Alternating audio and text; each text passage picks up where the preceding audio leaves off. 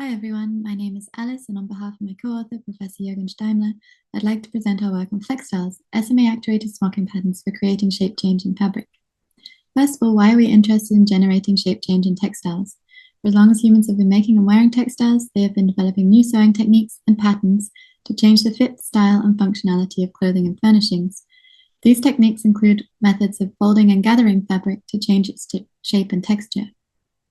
A recent technological advancement is to actuate textiles to produce dynamic shape change, such as textiles that can contract and change texture or bend and curl. One actuation technology that has garnered interest is the shape memory alloys. These thin wires afford silent and fluid actuation that can be seamlessly integrated into fabric to produce varied shape change. These examples embed the SMA structurally during textile fabrication, for example by felting or weaving, providing a seamless integration of the SMA, but this requires the designer to produce the raw fabric themselves, often requiring specialist skills and equipment. Other works integrate the SMA into prefabricated textiles by sewing the SMA into channels in the fabric or directly onto the textile surface, enabling designers to use them in off-the-shelf fabrics. However, these methods have so far not explored the diverse range of fabrics or scales of actuation to support designers in incorporating these techniques into their own projects. This led to the aim of this project, which was to develop techniques that could support designers to incorporate SMA actuation into their own work. We explored embedding SMAs within traditional textile techniques such as pleating and smocking that are already familiar to designers and require only simple tools to fabricate.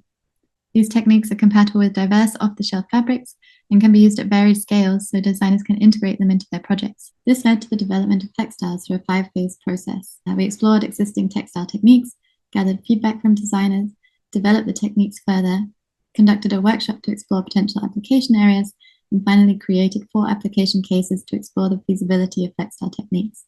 So to start, we explored the ways to integrate SMA into textiles. We prototyped with existing textile manipulation techniques such as gathering, smocking, pleating, embroidery, and cutwork. These techniques are well known to textile designers and compatible with diverse fabrics. One particular technique of smocking later became the foundational technique for Flextiles. Smocking is an embroidery technique in which folds are made in fabric and stitched using different patterns.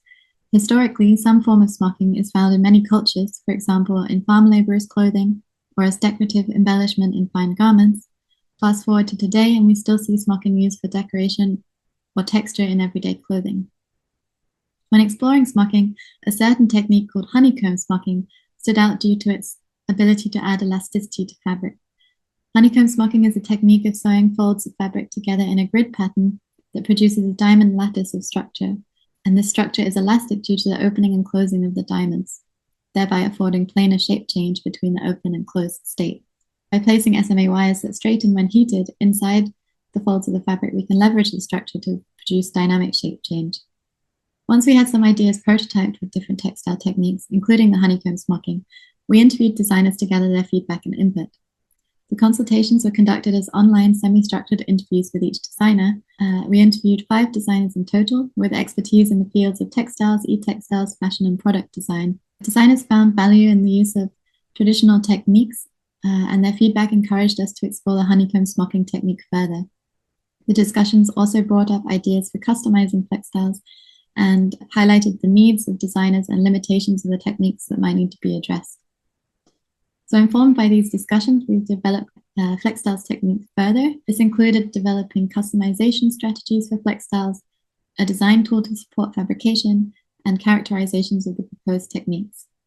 We developed numerous customization strategies for Flextiles. I'll talk about a few of them here and invite you to look at the paper for further details. Actuation is a key component of Flextiles that affords customization. As designer D4 said, what is the stimulus? What is the input like? And in general, the designers were interested in varied stimuli such as body heat and ambient temperature. With Flextiles, we can explore different stimuli by using off-the-shelf SMA with different activation temperatures. So SMA with 20-degree activation temperature can provide a response to ambient temperature as seen here. However, we found it challenging to achieve an effective response to body heat. SMA with 45-degree transition temperature can be activated by a direct heat source, for example, a hot water bottle or hairdryer. Finally, the 45 or 55-degree SMA can be activated with ohmic heating by passing electrical current through the wires. This enables the wires to be activated by a circuit opening up further possibilities for activating the SMA in response to other stimuli. As well as changing the actuation stimulus, we can customize actuation spatially and temporally. We can activate the spot globally from any stimulus.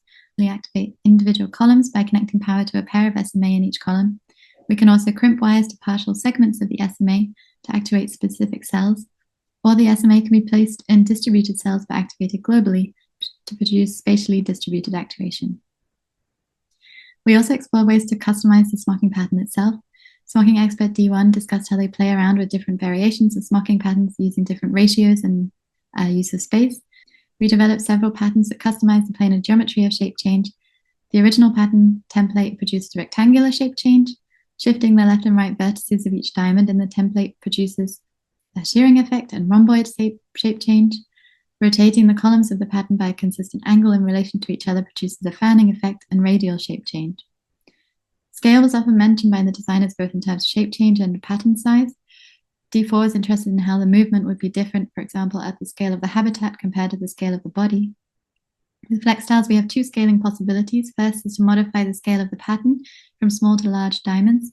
We can also scale Flextiles by modifying the array size, for example, from 1 diamond to an array of 2x2 or 3x3 and so on.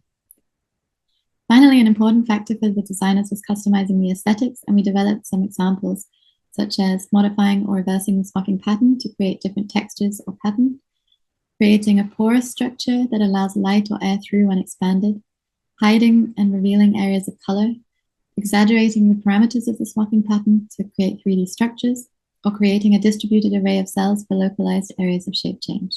The challenge raised by designer D1 regarding smocking patterns was the lengthy prototyping stage for creating templates and the challenge of predicting what the outcome would look like. In response, we developed a design tool to support designers with rapid template generation and outcome visualization. The design tool allows users to generate a smocking pattern with rectangular, shear, fan, and hexagon cell shape. For each, the designer can specify the dimensions and parameters of the cell template and array and see a 2D visualization of the final smocking pattern. They can then download the template to print onto textile, transfer paper, or laser cut as a stencil. As well as the pattern template, there are many further parameters to consider when creating a Flextile project.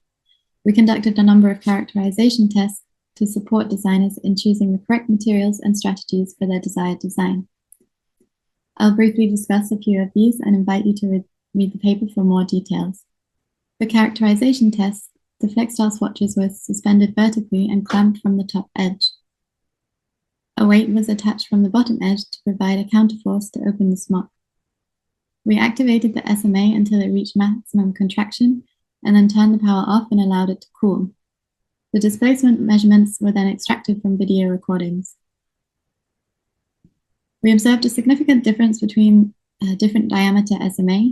For larger counterforces, the thicker SMA performed best and produced the greatest range of contraction, but using 2 strands of thinner SMA performed well for small counterforces while retaining flexibility of the fabric. We also explored the effect of fabric weight on actuation. For smaller counterforces, the lightweight fabric performed best and generated the greatest displacement. For larger counterforces, the thicker SMA and medium weight fabrics performed better. However, we found that the heaviest weight fabric added stiffness to the structure that limited the displacement. We also explored the effect of cell scale on actuation. We found that larger cell sizes could produce a greater shape change but became less stable when stronger counterforces were applied. Overall, we found that maintaining a consistent ratio between the cell scale, SMA thickness, and fabric weight is important for optimizing actuation behavior, and the SMA should be selected to suit the counterforce applied. We also conducted tests on material fatigue to investigate how well Flextile swatches would perform with repeated use. We tested the 4 fabric swatches with 1,000 cycles each and a counterforce respective to the greatest displacement observed in previous tests. 3 swatches continued to perform at more than 60% of their original displacement at cycle 1,000 despite extreme conditions, but the cotton swatch performed poorly after only 500 cycles. To investigate this further, we conducted 1,000 tests on a new cotton swatch with smaller counterforce and observed no deterioration in behavior. So we've explored Flextile techniques and characterized them, but what might these designs be used for and in what contexts are they valuable? We conducted a workshop with 4 practitioners to explore application areas for this technology, and from these discussions, create application cases to assess the feasibility of the proposed ideas. In the workshop, we introduced practitioners to Flextiles and rapidly generated application ideas within 6 themes and discussed them. The practitioners then selected some ideas to explore further individually, making sketches and idea boards that were shared with the group. Throughout the discussions, recurrent topics came up, such as clothing and furnishings adapting to the user needs, the benefits of the quiet, organic, lifelike motion of the SMA, and the use of alternative heat sources to trigger actuation. The workshop produced many ideas, but we were conscious that not all of them would be feasible with Flextiles.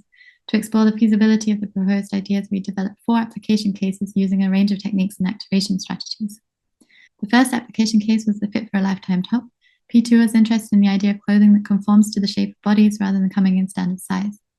The top contains 2 Flextile panels that change the shape of the top from being loose to fitted around the waist.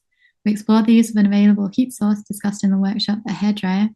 When the wearer puts the top on in the morning, they can heat it up to create a figure-hugging fit, which will remain throughout the day until they choose to stretch the pattern for a looser fit. At multiple instances, participants discussed replacing multiple items with one adaptable item. We developed an example of adaptive luggage to explore the use of Flextiles for dynamic size adjustment. The satchel incorporates Flextiles into the side panels of the bag. Sequential activation of the side panels enables the bag to be seamlessly adapted to the size of its contents.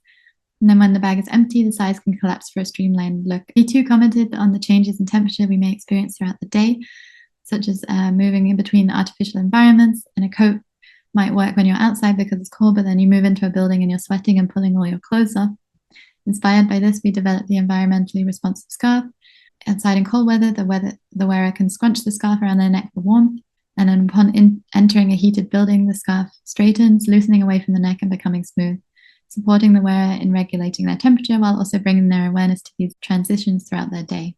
The practitioners currently mentioned the lifelike quality of the SMA-Actuated movement, and P2 proposed a design for an interactive stress pet that would respond to you in some way and be something to play with, make that emotional connection to something non-living. Inspired by their idea, we created a ticklish hedgehog toy that curls up when touched. In P2's design, the response occurred to human body heat, but we found that this was not achievable with the 20-degree SMA. Instead, we embroidered capacitive touch sensors on the hedgehog and activated the SMA with a battery power. In summary, with Flextiles, we've explored a technique for leveraging the traditional technique of smocking to produce SMA-actuated planar shape change in fabric. Throughout the process, we consulted with designers and practitioners, and we developed customization strategies, a design tool, and characterized the behavior of Flextile samples. Finally, we exampled Flextiles in 4 application cases. We see Flextiles as one technique within a broader library of SMA actuation methods for textiles. We encourage researchers to continue to draw from traditional textile techniques. In the words of designer D4, Flextiles can be really fantastic tools to use with textile designers, as the techniques are very open in terms of the aesthetics, but you're still providing straightforward structures and behavior that textile designers would understand. And they would also appeal because you're using these tools and techniques that are part of this textiles vocabulary. Thank you so much for watching, and I invite you to see our paper for more details.